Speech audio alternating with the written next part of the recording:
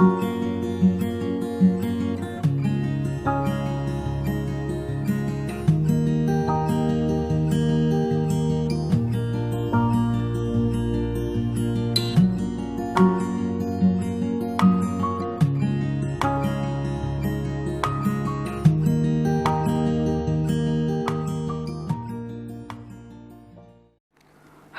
para pecinta catur Indonesia, kembali lagi di Tarigan Catur Channel.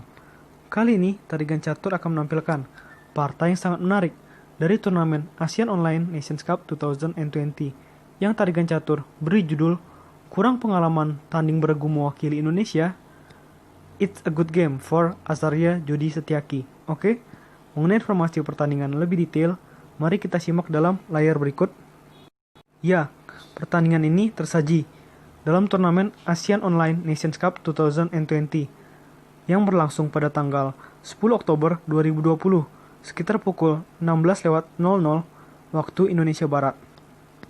Pertandingan ini melibatkan pertarungan antara salah satu perwakilan Indonesia yaitu Azaria Jody Setiaki menghadapi lawannya yang berasal dari Bangladesh yaitu Bin Sattar Rifat. Tanpa berlama-lama, langsung saja kita masuk papan ya untuk melihat sengitnya pertarungan ini. Ya, di sini Azaria Jody Setiaki menggunakan catur buah putih dengan rating VD 2158 menghadapi lawannya dari Bangladesh yaitu Bin Sattar Rifat dengan rating VD 2437. Di sini karena kita ingin melihat permainan dari Jody, oleh karena itu, papan dibentuk sedemikian rupa seperti ini ya. Di sini, Azaria Jody Setiaki memulai permainan dengan pion E4 dibalas dengan pion E6, pion D4, pion D5. Jelas, ini adalah pembukaan pertahanan Prancis. Kuda C3, kita kembali. Di sini, pada umumnya balasan dari pemain catur pada umumnya adalah pion E pukul D5 dan pion E pukul D5. Namun kali ini balasan dari Jody adalah kuda C3 yang juga masih masuk dalam textbook, tepatnya dalam variasi Paulsen. Kuda F6 ini masuk dalam variasi klasik. Pion E5, kuda F menuju D7, pion F4, pion C5. Kuda pindah ke F3 dan ini dinamakan variasi Steinitz Variations. Masih dalam pembukaan pertahanan Prancis. Kuda C6, gajah E3, dan gajah E7. Untuk persiapan rokade pendek ya oleh hitam. Menteri pindah ke D2 dan akhirnya rokade pendek oleh hitam. Pion H4. Di sini langsung ya, pion-pion dari putih bermanuver untuk merusak pertahanan sayap raja dari lawan. Dan artinya juga putih hanya akan melakukan rokade panjang karena sisi pada rokade sayap raja sudah terbuka ya, atau sudah mulai terbongkar ya. Pion F6, pion E pukul F6, dan kuda pukul F6. Pion D pukul C5, menteri pindah ke A5 dan Jody akhirnya melakukan rokade panjang atau rokade sayap menteri ya. Gajah pukul C5. Dan di sini patut diingat, rokade yang berbeda sisi akan membuat permainan menjadi jauh lebih seru karena masing-masing pemain akan berusaha untuk memajukan pion-pionnya dan perwira-perwiranya untuk siapa yang lebih cepat menghancurkan pertahanan dari lawan. Gajah pukul C5, menteri pukul C5, pion G3 untuk memperkuat ya kedudukan pion yang ada di lajur F dan H. Gajah D7, kuda D4 mengajak pertukaran kuda dengan hitam. Apa respon dari Rifat? Dengan kuda pukul kuda di D4, menteri pukul kuda di D4, dan benteng A menuju C8, menempatkan bentengnya di posisi yang cukup strategis atau lajur C.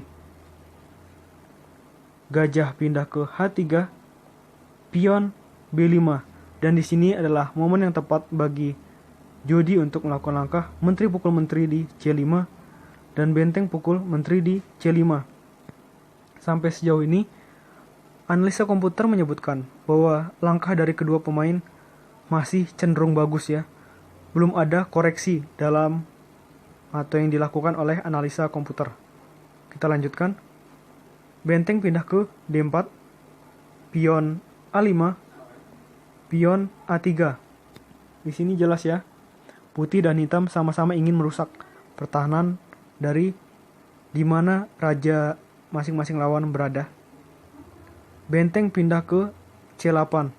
Jelas di sini ya, menumpuk benteng dengan tujuan membongkar pertahanan dari putih.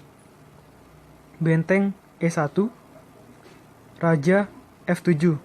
Ini mungkin sudah mulai masuk ya ke babak akhir karena di sini terlihat bahwa hitam mulai memajukan rajanya. Artinya permainan ini ingin cepat-cepat diselesaikan menuju babak akhir. Kita lanjutkan. Pion G4, benteng C4. Ini adalah pertukaran benteng yang memaksa ya oleh hitam, sehingga harus dipukul. Jika benteng pindah, tentu saja akan berbahaya karena benteng dapat pukul pion dan menjadi lebih enak posisinya ya. Jadi di sini memaksa untuk benteng putih pukul benteng hitam dan benteng hitam pukul benteng putih. Respon dari Jody selanjutnya bukan menyelamatkan pion yang ada di F4, melainkan memajukan pion ke G5 dengan tempo mengancam kuda. Kuda pindah ke H5, mengancam pion putih 2 kali. Jelas, pion ini sudah tidak bisa diselamatkan. Oleh karena itu, Jody melakukan sebuah trik kombinasi yang cukup bagus, yaitu dengan kuda pukul pion. Jika seandainya hitam terlalu bernafsu untuk memakan kuda, maka gajah pukul gajah, dan jelas Jody memiliki 6 pion berbanding dengan 5 pion. Artinya posisinya sudah jauh lebih unggul ya. Jadi kita kembali. Di sini setelah kuda pukul pion, maka yang dilakukan oleh hitam adalah dengan benteng ke D4, memberi ancaman kepada kuda putih. Kuda putih harus pindah ke B6. Setelah kuda pukul F4, kuda pukul D7. Benteng pukul kuda D7 dan benteng ke F1. Mempin kuda ya, yang sedang melindungi rajanya. Dan juga agar gajah putih masih selamat di sini. Benteng pindah ke D4, memberi perlindungan terhadap kuda hitam yang sedang diancam oleh benteng putih. Pion pindah ke C3 untuk membuat benteng hitam menjadi tidak nyaman di posisinya. Namun hitam punya balasan bagus dengan benteng pindah ke C4. Apabila misalkan putih bersemangat ingin mengancam benteng, maka akan benteng pukul pion skak dan akan kehilangan 1 pion. Kita kembali. Sehingga di sini balasan dari Jody adalah benteng pindah ke F2, pion E5, gajah F1 dengan tempo mengancam benteng hitam ya. Benteng hitam pindah ke C5, raja D2, raja G6, pion B4, pion A pukul B4, pion A pukul B4, benteng D5 skak, raja pindah ke E3, benteng D1,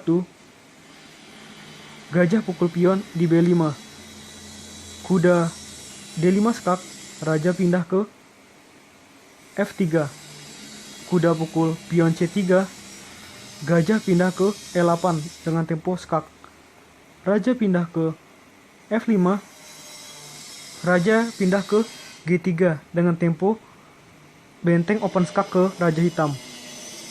Namun setelah raja pindah ke E6, Jody melakukan langkah yang sangat fatal dengan pion B5. Ini adalah langkah yang sangat fatal. Padahal kita lihat di sini jelas.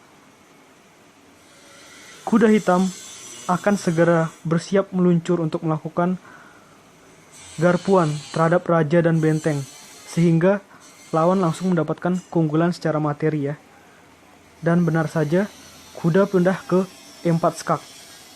Raja pindah, kuda pukul benteng, raja pukul kuda, dan setelah benteng ke B1, jelas ya di sini Jody memutuskan untuk menyerah. Ya, sebenarnya Jody bermain cukup bagus dalam permainan ini, bahkan sampai sebelum melakukan kesalahan sudah unggul 1 pion dari lawan. Namun, yaitu di sini Jody melakukan kesalahan dalam memindahkan raja ya saat ingin melakukan open skak. Setelah memajukan pionnya, maka raja dan benteng terkena garpuan oleh kuda. Oke, menurut tarigan catur, ini adalah sebuah perjuangan yang cukup bagus dari Jody yang mungkin masih memiliki sedikit pengalaman tanding bergu ketimbang Susanto, Novendra, dan Yosep. Namun, inilah sebuah permainan. Kadang ada yang menang, kadang ada yang kalah. Oke, menurut tarigan catur, video kali ini cukup. Nantikan video-video selanjutnya tetap di Tarigan Catur Channel.